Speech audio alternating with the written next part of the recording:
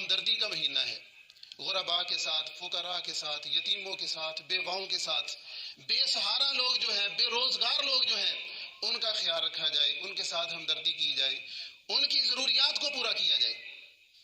اور ہم مسلمان کیا کرتے ہیں، رمضان کا مہینہ آ گیا تو ہم سمجھتے ہیں بھئی اب تو یہ تو کاروبار کا مہینہ ہے، یہ تو تجارت کا مہینہ ہے، پورے سال کا پرافٹ ایک طرف اور رمضان کا پرافٹ ایک طرف، 200 کی چیز 400 میں، 400 کی 800 میں ریٹ دگنے چگنے کر دیتے ہیں رمضان میں ہم۔ اور ادھر شریعت ہماری کیا کہتی ہے کہ یہ رمضان یہ تو ہمدردی کا مہینہ ہے بھئی، غرباء کے ساتھ تعاون کریں، ان کی ضروریات کو دیکھیں، اپنے ہمسائے کو دیکھیں، اپنے عزیز و اقارب کو دیکھیں، جو غریب لوگ ہیں، جو ضرورت مند ہیں، ان کا خیال رکھیں۔ اور ہم خیال کیسے رکھتے ہیں کہ ایک طرف غریب بھوک سے مر رہا ہے، اس کے پاس روزگار نہیں ہے، اس کے پاس مزدوری نہیں، کاروبار اس کے پاس نہیں ہے، وہ پریشان ہے، اس کے پاس آٹا نہیں ہے، بنیادی ضروریات کو ترس رہا ہے وہ۔ اور جو امیر طبقہ ہے، جو سرمایہ دار لوگ ہیں، جو مالدار لوگ ہیں، وہ اپنے گھروں میں طرح طرح کی ڈشیں بناتے ہیں، افطاری میں طرح طرح کا سامان اکٹھا کرتے ہیں، اور پاس میں پڑوسی کی فکر نہیں ہے۔ تو حضرات روزہ ہمیں یہ نہیں سکھاتا، روزہ ہمیں یہ درس دیتا ہے کہ بھئی آپ کے پاس مال ہے تو غریبوں تک پہنچائیں، افطاری کا سامان ہے غریبوں کو بھی دیں، سحری کا سامان ہے تو غریبوں کا بھی خیال رکھیں تاکہ وہ بھی روزہ رکھیں، ان کی پریشانی بھی دور ہو۔ رسول اکرم صلی اللہ علیہ وسلم نے فرمایا، جس شخص نے روزہ دار کا روزہ افطار کرایا، من فطر صائما، جو روزہ دار کا روزہ افطار کرواتا ہے۔ اب یہاں پہ دیکھیں کہ کسی غریب کا نام نہیں لیا، غریب اور ضرورت مند جو ہے اس کی تو الگ عظمت ہے ہی ہے، اس کا مقام تو بہت زیادہ ہوگا اگر ہم اس کا روزہ افطار کروائیں گے۔ یہ عام مسلمان کی بات ہو رہی ہے، عام روزہ دار کی بات ہو رہی ہے۔ آپ نے فرمایا کہ جو کوئی شخص کسی روزہ دار کا روزہ افطار کرواتا ہے تو اس کو کتنا اجر ملے گا؟ فرمایا کہ جتنا روزہ رکھنے والے کو اجر ملے گا اتنا ہی روزہ افطار کرانے والے کو اجر ملے گا۔ کتنا اجر ملے گا؟ ایک روزے کا، ایک بندہ وہ سارا دن روزہ رکھتا ہے، بھوک پیاس کو برداشت کرتا ہے، اور اس ایک روزے کے اندر یہ جو پورا دن ہے اس میں وہ عبادت کرتا ہے، وہ تلاوت کرتا ہے، وہ ذکر کرتا ہے، اس کی ساری عبادت اور اس ایک روزے کا سارا اجر و ثواب ایک اس بندے کو دے دیا جائے گا جس بندے نے روزہ افطار کروایا۔ اور آپ نے ساتھ یہ بھی وضاحت کر دی کہ جس بندے کا روزہ افطار کروایا ہے اس کے اجر میں کوئی کمی واقع نہیں ہوگی، ایسا نہیں ہوگا کہ اس کا اجر اس کو دے دیا جائے گا، نہیں، اس بندے کو بھی برابر اجر ملے گا، لیکن روزہ افطار کرانے والے کو ایک روزے کے برابر، روزہ دار کے برابر، جس کا روزہ افطار کروایا ہے اس کے برابر ثواب ملے گا۔ تو اللہ تو بخشش کے بہانے ڈھونڈتے ہیں، یہ کتنا کا عمل ہے بھی، یہ چھوٹا سا معمولی سا عمل ہے روزہ افطار کرانا۔ اور فرمایا کہ وَعِتْقُم مِّنَ النَّارِ، جہنم سے اسے آزاد کر دیا جائے گا، اس کے گناہوں کو معاف کر دیا جائے گا۔ تو یہ ہے دوسروں کا خیال رکھنے کا اجر۔ اس کے ذریعے اسلام شریعت ہمیں ترغیب دیتی ہے کہ دوسروں کا خیال رکھو بھائی، ان کی ضروریات کو دیکھو۔ تو صحابہ کرام نے پوچھا اللہ کے رسول ہم میں سے بعض لوگ تو ایسے ہیں کہ جن کے پاس تو بڑا مال ہے، جن کے پاس وافر مقدار میں مال ہے، اور وہ چاہیں تو سینکڑوں لوگوں کو روزہ افطار کروا سکتے ہیں، کئی لوگوں کی افطاری کروا سکتے ہیں جن کے پاس بہت مال ہے۔ لیکن بعض ایسے لوگ بھی ہیں جن کے پاس مال نہیں، جن کے پاس طرح طرح کے معقولات، مشروبات، طرح طرح کی نعمتیں نہیں ہیں، وہ کیا کریں؟ وہ تو اس نعمت سے بھی، اس ثواب سے محروم رہ گئے۔ تو نبی علیہ الصلوۃ والسلام نے وضاحت فرمائی، آپ نے فرمایا کہ اگر کوئی شخص کھجور کے ایک دانے کے ساتھ اور پانی کے ایک گھونٹ کے ساتھ اگر کوئی شخص کسی کا روزہ افطار کروا دیتا ہے تو اس کو بھی اتنا ہی ثواب ملے گا۔ تو یہاں پہ اس فکر میں نہیں پڑنا چاہیے کہ بھئی میرے پاس تو افطاری کے لیے ہے ہی کچھ نہیں، جو کچھ ہے اپنی استطاعت کے مطابق جو کچھ ہے وہ پیش کیجیے، روزہ دار کو افطاری کروائیے۔ اور یہاں پہ یہ جو اجر و ثواب ہے یہ کن کے لیے ہے؟ جو بندہ روزہ دار کو روزہ دار کی افطاری کراتا ہے، اور جس نے روزہ نہیں رکھا اس کی افطاری کا کوئی اجر و ثواب نہیں۔ یہ جتنی بھی عظمت ہے یہ کن کی ہے؟ روزہ دار کی افطاری کی ہے۔ اور دوسری چیز یہ کہ یہ جو رمضان ہے اس میں ہمیں چاہیے کہ ہم بڑھ چڑھ کر اللہ کی راہ میں اپنا مال خرچ کریں، صدقہ و خیرات کریں۔ آپ صلی اللہ علیہ وسلم کان اجود الناس، آپ لوگوں میں سے سب سے زیادہ سخی تھے، اور یہ سخاوت رمضان میں تو اور بڑھ جاتی تھی۔ تو تو یہ حدیث ہمارے لیے بھی نمونہ ہے۔ رمضان میں اللہ رب العزت نیکیوں کا اجر و ثواب بڑھا دیتے ہیں، تو جو لوگ اللہ کی راہ میں مال خرچ کرنا چاہتے ہیں، جن کے پاس مال ہے، جو متوسط طبقہ ہے وہ اپنی استطاعت کے مطابق صرف کرے، اللہ کی راہ میں مال پیش کرے، اور جو مالدار ہے وہ اپنی استطاعت کے مطابق۔ کوئی بھی بندہ اس عمل سے محروم نہیں رہنا چاہیے، اپنی اپنی استطاعت کے مطابق ہمیں اپنا مال اللہ کی راہ میں ضرور پیش کرنا چاہیے۔ غریب ہے تو اس کے 10 روپے بھی امیر کے لاکھوں روپے کے برابر ہو سکتے ہیں۔ اور تیسری چیز کہ ہمیں چاہیے کہ ہم اس مہینے میں مسجد کے ساتھ اپنے تعلق کو مضبوط کریں۔ یہ روزہ رمضان یہ ایک بہانہ ہوتا ہے، جو بندہ پورا سال مسجد میں نہیں آتا یا صرف جمعہ پڑھنے کے لیے آتا ہے، روزہ اسے بھی مسجد میں لے جاتا ہے۔ تو ہمیں چاہیے کہ ہم اس عمل کو برقرار رکھیں اور ہمارے اندر استقامت آئے، مسجد کے ساتھ ہمارا تعلق یہ جو رمضان ہے یہ مضبوط کرتا ہے۔ تو کوشش کریں ہم کہ اس رمضان میں ہمارا تعلق مسجد کے ساتھ ہے پکا جڑ جائے، ہم مسجد کے ساتھ اپنے آپ کو منسلک کر لیں۔ رسول اکرم صلی اللہ علیہ وسلم کی حدیث ہے، احب البلاد الی اللہ مساجدها، کہ اللہ کے ہاں تمام جگہوں میں سے، دنیا جہاں کی تمام جگہ، ان تمام جگہوں میں سے سب سے زیادہ محبوب اور پسندیدہ اللہ کے ہاں اس کے گھر ہیں۔ تو بندہ اپنے گھر سے بڑی محبت کرتا ہے، وہاں پہ رہنا پسند کرتا ہے، اور دنیا کے حسین مناظر اور دنیا کی خوبصورتی، بڑی بڑی بلڈنگیں اور بڑے بڑے محلات، یہ سارے ایک طرف اور اللہ کا گھر ایک طرف۔ سب سے زیادہ محبوب اللہ کے ہاں اللہ کا گھر ہے۔ اور قرآن مجید میں اللہ فرماتے انما یامر مساجد اللہ من آمن باللہ والیوم الآخر واقام الصلاۃ وآتى الزکاۃ، فرمایا کہ اللہ کے گھروں کو، وہ لوگ اللہ کے گھروں کو آباد کرتے ہیں جن کا ایمان ہوتا ہے اللہ پر اور جن کا ایمان ہوتا ہے آخرت پر۔ اور اگر ہم مسجدوں میں نہیں آتے، نمازیں نہیں پڑھتے، مسجد کے ساتھ ہمارا تعلق کمزور ہے، تو اس کا یہ مطلب ہے کہ رب کی ذات پر ہمارا ایمان نہیں ہے، رب کی ذات پر، آخرت پر ہمارا ایمان کمزور ہے، جس کی وجہ سے ہم مسجد کا رخ نہیں کرتے۔ یہاں سے گزر جائیں گے، 100 دفعہ گزر جائیں گے، لیکن مسجد کی طرف نہیں تکتے، مسجد کی طرف نہیں مڑتے۔ اذان بھی سنتے ہیں، واز بھی سنتے ہیں، مسجد سے حی علی الصلاۃ حی علی الفلاح کی آوازیں بھی سنتے ہیں، لیکن پھر بھی مسجد کی طرف نہیں آتے۔ تو اس کا مطلب کیا ہے؟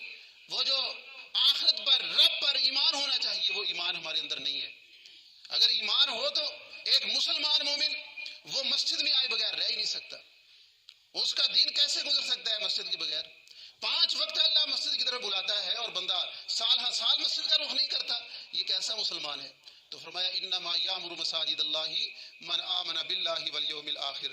اور یہاں پہ لوگ طرح طرح کی باتیں کرتے ہیں، لوگ جی مسجد میں تو رولے ہی بڑے ہیں، نمازیوں کے جھگڑے ہی ختم نہیں ہوتے، مسجد میں شور ہی بڑا ہوتا ہے، مسجد میں سکون ہی نہیں ملتا، مسجد میں لڑائی جھگڑا ہوتا رہتا ہے۔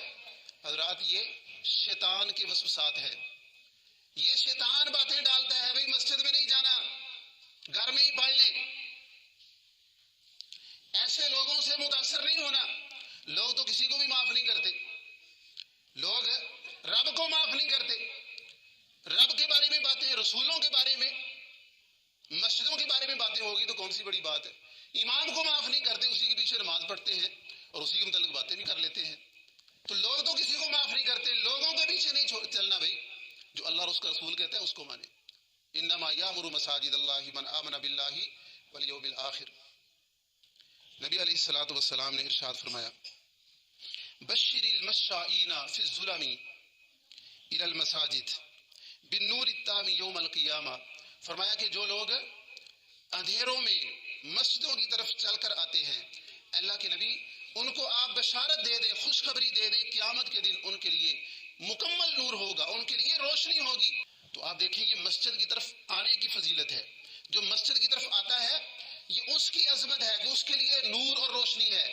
اور جو بندہ مسجد میں آ گیا اور یہاں پہ ٹھہرا، یہاں پہ عبادت کی، تو ایسے بندے کا اجر اور مقام کتنا ہوگا؟ یہ صرف مسجد کی طرف چل کر آنے کی عظمت ہے۔ اور دوسری عظمت مسجد کی طرف چل کے آنے کی، نبی علیہ الصلوۃ والسلام نے ارشاد فرمایا کہ ہر ایک قدم کے بدلے اللہ اس بندے کے گناہوں کو معاف فرماتے ہیں جو بندہ مسجد کی طرف چل کے آتا ہے۔ یہ عظمت ہے کوئی ایسی جگہ کہ جہاں پہ اتنا مقام ہو، اتنی عظمت ہو، جس جگہ کی جس کی طرف چل کے جانے کا بھی ثواب ہو؟ اور نبی علیہ الصلوۃ والسلام نے ارشاد فرمایا کہ جو شخص گھر میں وضو کرتا ہے اور وہ مسجد کی طرف آتا ہے تو آپ فرماتے ہیں کہ وہ حالت نماز میں ہے. اور آپ علیہ الصلوۃ والسلام ارشاد فرماتے ہیں کہ جو کوئی شخص اذان سنتا ہے مسجد میں آ جاتا ہے اور نوافل سنتیں پڑھتا ہے پھر مسجد میں نماز کے انتظار میں جماعت کے انتظار میں بیٹھ جاتا ہے تو آپ علیہ الصلوۃ والسلام ارشاد فرماتے ہیں کہ فرشتے اس بندے کے لیے دعا کرتے ہیں اللہم اغفر لہ اللہم ارحمہ، اے اللہ اس کو معاف فرما دے، اے اللہ اس پر رحم فرما. تو فرشتوں کی دعاؤں کا وہ بندہ حقدار ہو جاتا ہے جو بندہ مسجد میں آتا ہے، جو بندہ وقت پر آتا ہے مسجد میں نماز کا انتظار کرتا ہے. فرشتے وہ لوگ کہ جن کے گناہ ہے ہی نہیں، جو گناہ کرتے ہی نہیں، کتنی عظیم ہستیاں، وہ ہستیاں اس بندے کے لیے دعا کرتی ہیں کہ اللہم اغفر لہ اللہم ارحمہ، اے اللہ اس کو معاف فرما دے، اے اللہ اس پہ رحم فرما دے. تو یہ عظمت ہے مسجد کی اور نمازیوں کی.